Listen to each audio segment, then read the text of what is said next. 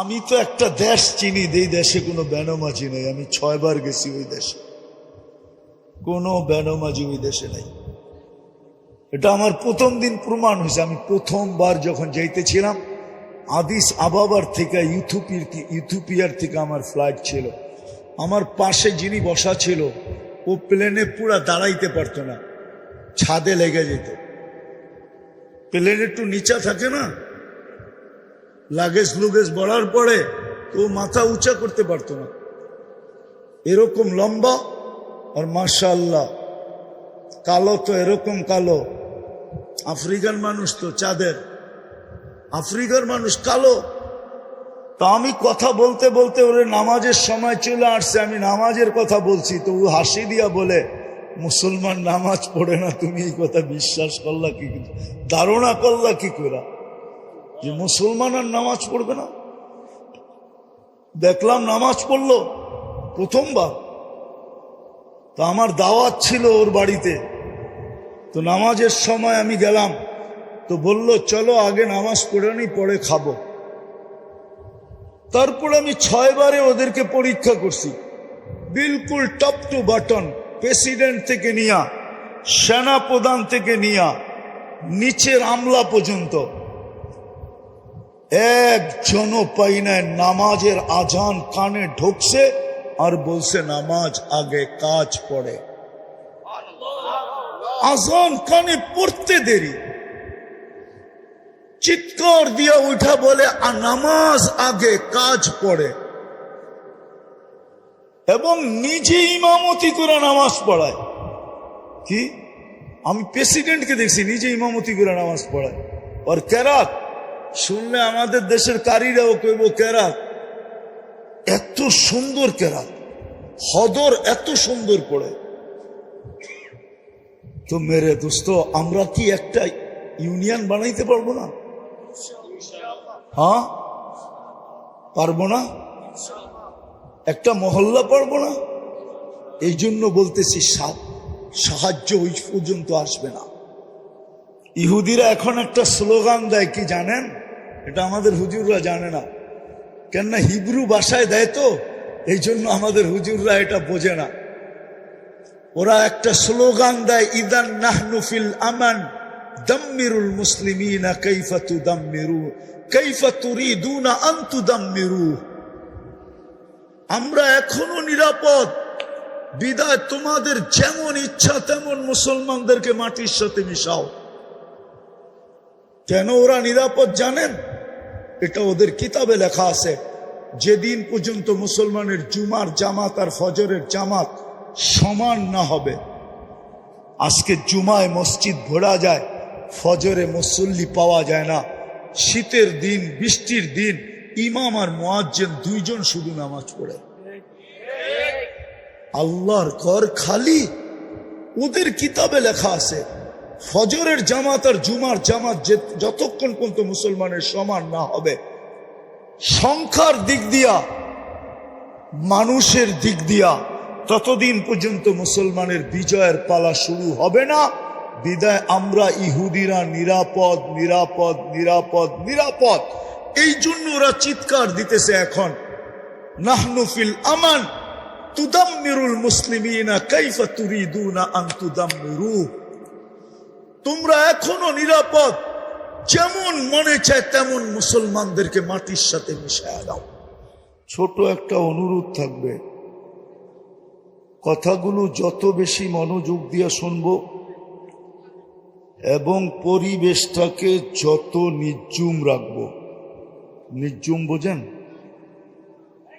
যত বেশি মনোযোগী হব আর পরিবেশটা যত নির্জুম হবে, কোলাহল মুক্ত হবে, কথাবার্তা মুক্ত হবে, কোনো কথা নেই, কোনো সাউন্ড হবে না, তাইলে আল্লাহর পক্ষ থেকে 3টা পুরস্কার পাব। কয়টা? যদি আমি মনোযোগকে উজাড় করে দিয়া শুনতে পারি, উজাড় করে দিয়া, উজাড় বোঝেন, যা আছে পুরাটা ঢাইলা দিলাম, এটার নাম হইল উজাড় করে দেওয়া। আর পরিবেশটা যদি নির্জুম হলো, তিনটা লাভ হবে। এক নম্বর, কথাগুলো সহজে বুঝে আসবে। দ্বিতীয় হবে, কথাগুলো আল্লাহ দিলে গাইথা দিবে। তৃতীয়, আল্লাহ আমল করার তৌফিক দিবে। কি? আমল করার তৌফিক দিবে আল্লাহ, অর্থাৎ জীবনে আমল আসবে। ফুল যেরকম ফুটা ব্যতীত, ফুল যতক্ষণ না ফোটে ততক্ষণ কেউ এর দিকে চোখ উঠায় তাকায় না, কেননা ফুটা ব্যতীত ঘ্রাণও আসে না আর রঙও দেখা যায় না। বুঝাইতে পারতেছি তো? আমার কথায় সুর হবে না, এই জন্য ধ্যান দিতে হবে। ফুল যতক্ষণ পর্যন্ত না ফোটে ততক্ষণ পর্যন্ত কিন্তু কেউ চোখ তুলা দেখে না, হাত বাড়ায় নেয় না, কাটার খোঁচা খাইয়েও কেউ ছিঁড়ে না। আর যখন ফুটা যায় তো কাটার খোঁচা খাইয়েও হাত দিয়া ছিঁড়ে, চোখ বুলায়া দেখে, হাত বাড়ায়া নেয়। এমনকি 14 তারিখে যুবক যুবতীরা পয়সা দিয়েও কিনে, আর না পাইলে মারামারিও করে। ঠিক না? সত্য তো? তো ফুল যেরকম ফুটা ব্যতীত আকর্ষণের পাত্র হয় না, এটাতে একমত তো? তার ঘ্রাণও আসে না। এগুলো তো কাগজের ফুল, আর্টিফিশিয়াল। এটাও বলছে কবি, हकीकत सुफ नहीं सकती बनावट की उसूलों से, कभी बुआ नहीं सकती के कागज के फूलों से। এগুলার থেকে কখনো ঘ্রাণ আসবে না। এটা হলো চোখের শোভা। আবার 14 তারিখে এটা নিয়ে গেল জুতার বাড়ি, এতে কোনো সন্দেহ নেই। বলবে তুই এখনই 2 নম্বর করস, আগে যায় কয় নম্বরই করবি আল্লাহই জানে।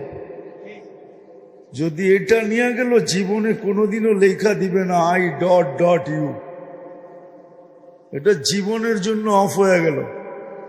বলবে তুই প্রথম দিনই সত্য কাহিনী মনে উঠলো, এই জন্য বলতেছি।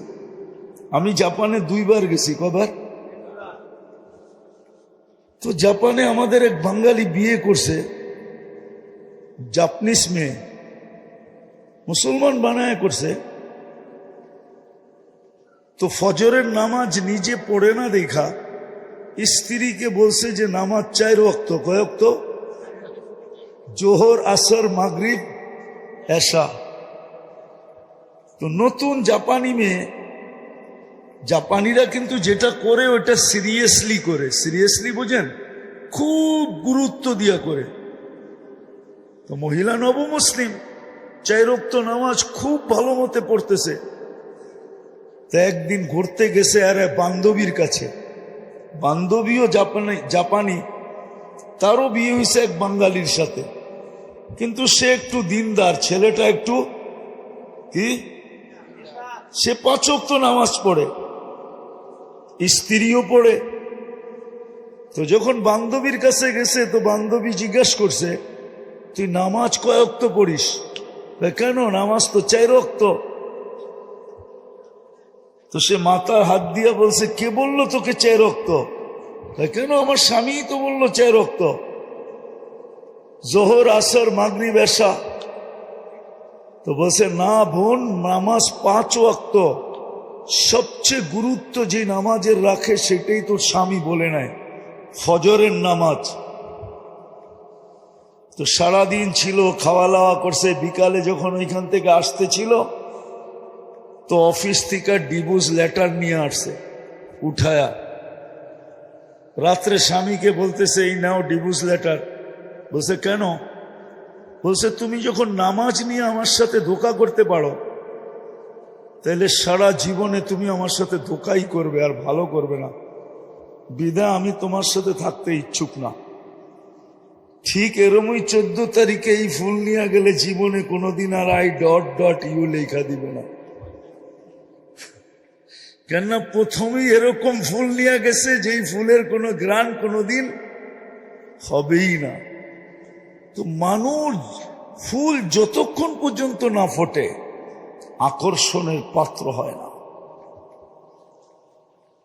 মানুষ চোখ উঠায় তাকায় না, হাত বাড়ায় নেয় না, কাটার খোঁচা খায়া কোনোদিন ছিঁড়ে না, পয়সা দিয়া কোনোদিন কিনে না। ঠিক আপনি আর আমিও কথা লম্বা হবে না, অল্পই হবে। আপনি আর আমিও, আমি জানি কালকে ওয়ার্কিং ডে আছে, বেশিরভাগই এখানে শ্রমিক পেশার লোক, কালকে কাজে যেতে হবে, বিধা আমি লম্বা করব না। কিন্তু আশা করি যদি ধ্যান দিয়া শুনতে পারি অল্প যথেষ্ট হইব বলে আশা করি।